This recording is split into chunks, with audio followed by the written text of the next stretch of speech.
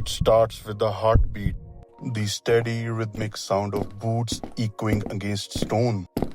Batman is walking down the hall of Arkham Asylum, not to deliver a criminal, but to deliver a message.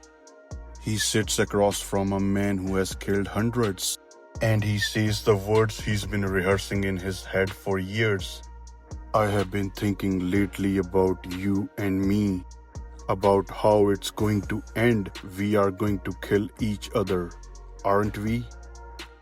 Welcome to the dark heart of DC Universe. Today we aren't just reading a comic, we are experiencing a descent into madness. This is The Killing Joke, a story so controversial that its writer Alan Moore eventually tried to distance himself from it. But the rest of us, it remains the definitive look at the world's most dangerous relationship.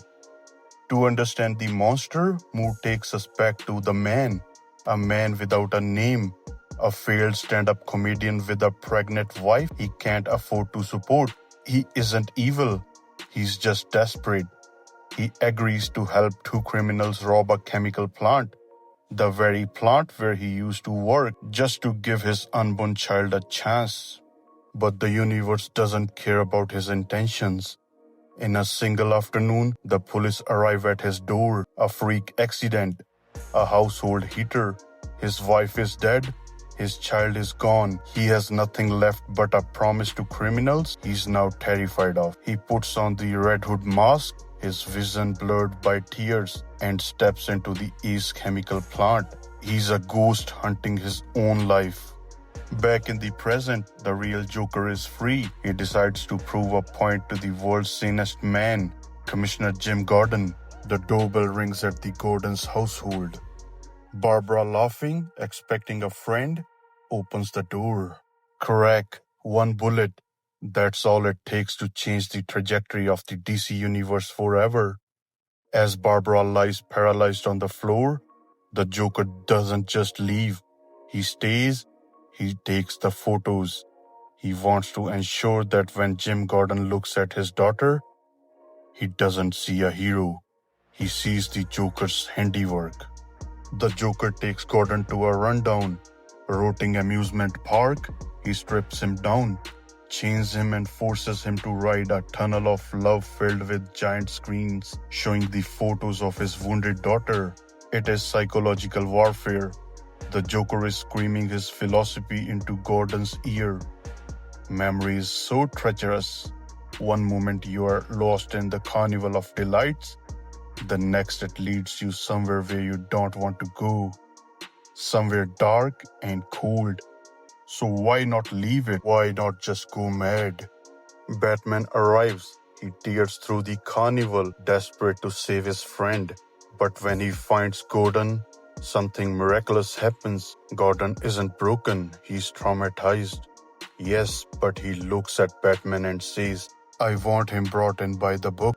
We have to show him that our way works. Batman corners the Joker near the exit. The Joker is out of tricks. He realizes his one bad day theory failed. Jim Gordon is still a good man.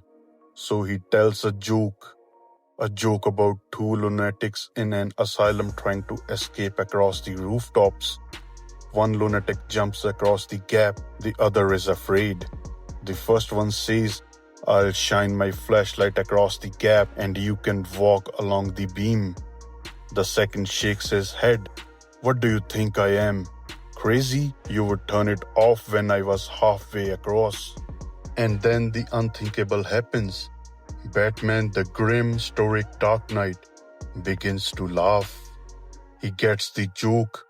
Two broken men trapped in an endless cycle of madness, unable to trust the light the other offers. They stand there, leaning on each other, laughing into the storm.